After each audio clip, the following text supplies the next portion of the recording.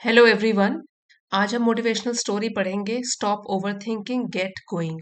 बहुत ज्यादा, जरूरत से ज्यादा सोचना बंद कीजिए और काम करना शुरू कीजिए। अब यहाँ पे आप देख सकते हैं, ये पिक्चर है जेके राउलिंग, जो कि एक ब्रिटिश ऑथर हैं। और इन्होंने हैरी पॉटर नाम की जो बुक लिखी है, उसकी सीरीज लिखी है, जो कि सुपर हिट हुई है। So when JK Rowling was writing Harry Potter, life was far from easy.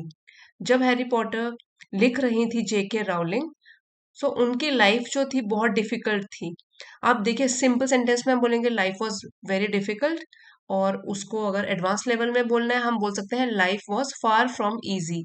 आसान से बहुत दूर थी, मीन्स बहुत डिफिकल्ट थी उनकी लाइफ।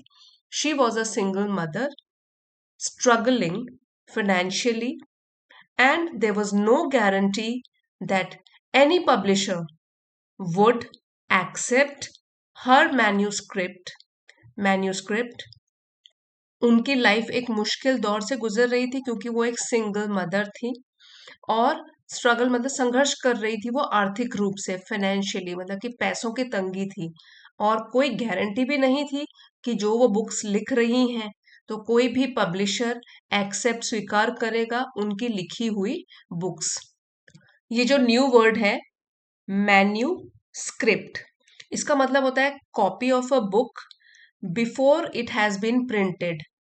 ठीक है, प्रिंटेड होने से पहले जो एक कॉपी होती है बुक की, उसको बोलते हैं मैन्यूस्क्रिप्ट। तो कोई गारंटी भी नहीं थी कि कोई पब्लिशर उनकी ये लिखी हुई बुक को पब्लिश भी करेगा। इनफैक्ट, वास्तव में, असल में तो सेवरल पब्लिशर्स रिजेक्टेड इट। ये जो उनकी लिखी हुई बुक्स थी, कई या कुछ पब्लिशर्स ने तो इवन इसको रिजेक्ट भी कर दिया था, स्वीकार नहीं किया था पब्लिश करने के लिए।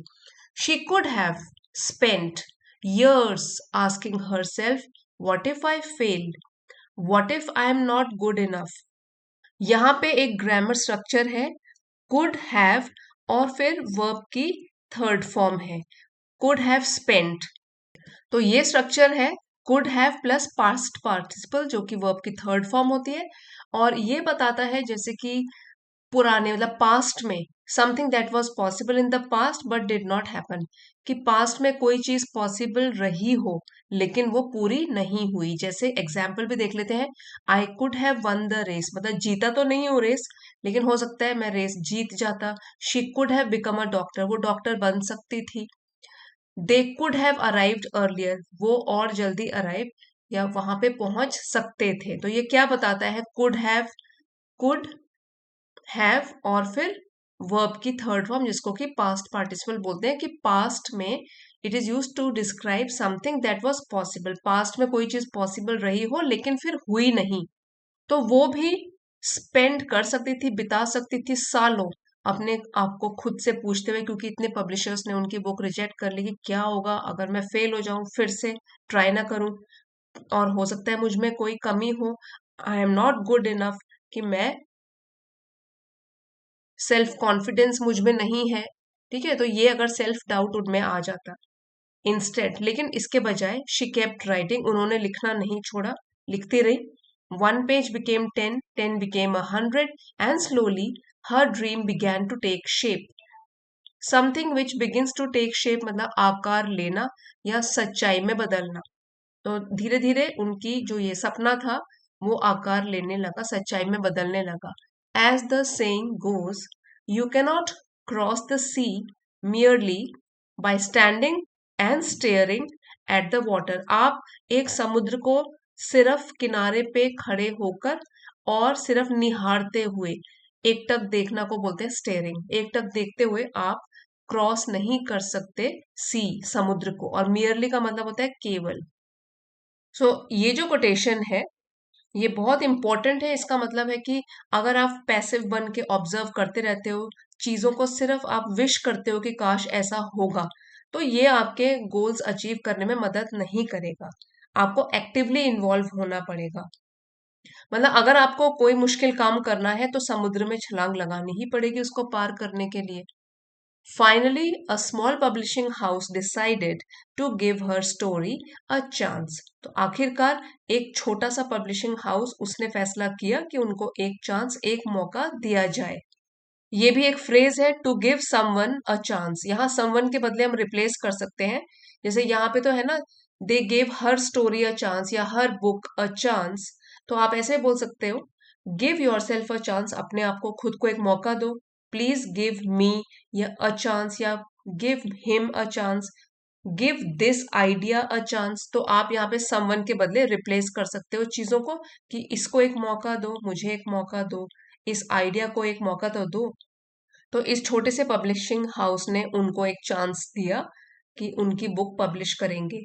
That single opportunity changed her life for ever. अब ये छोटा सा जो उनको चांस मिला, मौका मिला, इसने उनकी पूरी लाइफ हमेशा के लिए बदल दी। Today her books have inspired millions of readers across the world. पूरे वर्ल्ड में, पूरी दुनिया में उनकी बुक्स ने इंस्पायर किया है, प्रेरित किया है लाखों करोड़ों लोगों को, पढ़ने वाले रीडर्स को। Her success did not come from having a perfect plan. तो अगर हम इनकी सक्सेस स्टोरी को ध्यान से समझें, तो उनका सक्सेस सिर्फ एक प्लानिंग बना के सफल नहीं हुआ था, उनको नहीं मिला था। It came from her determination to keep moving forward. तो उनका जो सक्सेस है वो कैसे आया उनके पास, क्योंकि वो डिटर्मिन्ड रही, दृढ़ संकल्प बना के उन्होंने रखा और वो आगे बढ़ती रही, उन्होंने गिव अप नहीं किया। She refuse to give up. Give up का मतलब है हार मान लेना, घुटने टेक देना। ठीक है, रिफ्यूज मतलब उन्होंने इनकार कर दिया हार मानने से। Even when everything seemed uncertain, तब भी जब सब चीजें उनको अनसर्टेन लग रही थी, मतलब कि श्योरिटी नहीं था आगे क्या होने वाला है, वो काम करती रही और उन्होंने गिव अप नहीं किया। आफ्टर ऑल, आखिरकार, actions speak louder than words. ये भी एक बहुत अच्छी कोटेशन है, मतलब कि जो भी आप काम करते हो, वो आपके वर्ड्स, बोलने वाले जो वर्ड्स होते हैं, उससे ज्यादा प्रभावशाली होते हैं। सिर्फ अगर आप बोलते ही बोलते हो और कोई एक्शन उसके ऊपर नहीं लेते हो, तो वो यूजलेस होगा। And success often belongs to those who simply keep showing up. अब शोइंग अप का मतलब है कि फिर भी वो शो करते हैं, सामने आते हैं जब उनका मन भी ना कर रहा हो, मोटिवेशन लेवल कम हो। तो success often belongs to those, success उन्हीं के हाथ लगता है जो दिन ब दिन मेहनत करते हैं और हार नहीं मानते हैं। Many of us make the same mistake. We keep waiting for the perfect time to start speaking English, apply for a job और फॉलो अ ड्रीम। हम लोग एक परफेक्ट टाइम, कि कल से करेंगे या उस समय से करेंगे, एक्सक्यूज देते रहते हैं, चाहे वो इंग्लिश बोलने के लिए हो, चाहे वो जॉब के लिए अप्लाई करने के लिए हो, या अपने सपनों को हासिल करने के लिए हो, उनका पीछा करने के लिए हो। But perfection is an illusion. Illusion का मतलब होता है भ्रम, कोई फॉल्स आइडिया या फॉल्स बिलीफ, फॉल्स इंप्रेशन। क्योंकि परफेक्शन, कोई भी परफेक्ट नहीं होता, जितना भी कोई सक्सेसफुल भी बन गया हो तो भी वो भी परफेक्ट नहीं है, क्योंकि परफेक्शन इज एन इल्यूजन, ये तो एक भ्रम है, ये फॉल्स आइडिया है। As Mark Twain wisely said, the secret of getting ahead is getting started. जो भी मंत्र, जो भी सीक्रेट रहस्य है गेटिंग अहेड, आगे बढ़ने का, वो है कि पहले शुरुआत तो करो। So don't let over thinking hold you back. अगर आपको कोई चीज होल्ड बैक करती है, इसका मतलब आपकी प्रोग्रेस में वो रुकावट बन रही है।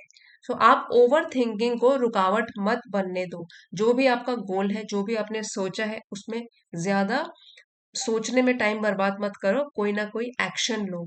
Take the first step, learn from every mistake, and remember this simple truth, small steps taken consistently can lead to extraordinary results। बस आप एक चीज याद रखो कि छोटे छोटे कदम, छोटे छोटे स्टेप्स जो आप उठाते हो, लेकिन कंसिस्टेंट रहकर, लगातार बिना ब्रेक्स दिए हुए आप स्टेप्स उठाते रहते हो, काम करते रहते हो, तो आपको वो ऐसे रिजल्ट्स देगा जो कि असाधारण होंगे या एक्स्ट्राऑर्डिनरी होंगे, अच्छे रिजल्ट्स होंगे।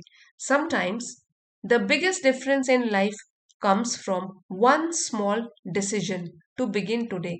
और अपनी लाइफ में तो कभी कभार सबसे बड़ा डिफरेंस, जो बदलाव आता है, वो तब आता है जब आप एक चीज डिसाइड कर लो कि मैं आज से ही शुरू करूंगा, और आज से ही क्यों, अभी से ही शुरू करूंगा। जो भी आपका गोल है, वो आप डिसीजन लीजिए that I start from right now. इसी लेसन का डिटेल्ड पीटीएफ आपको एलिट मेंबरशिप, जो कि लेवल 2 की मेंबरशिप है, उसको ज्वाइन करके मिल जाएगा। रोज वहां पे पीडीएफ्स पोस्ट किए जाते हैं। उसमें कुछ ग्रामर रूल्स होते हैं और वर्ड मीनिंग्स हैं। जैसे यहाँ पे हमने कुछ फ्रेजल वर्ब सीखे, इडियम सीखे, वो सब डिटेल में यहाँ पे आप रिवाइज कर सकते हो। सो आप भी ओवर थिंक मत कीजिए। आप चैनल को सपोर्ट कर सकते हो या आप एलिट मेंबरशिप ज्वाइन कर सकते हो। जो भी आपका गोल है वो अभी से शुरू कर सकते हो। So thank you for watching. I hope इस स्टोरी ने आपको मोटिवेट किया होगा।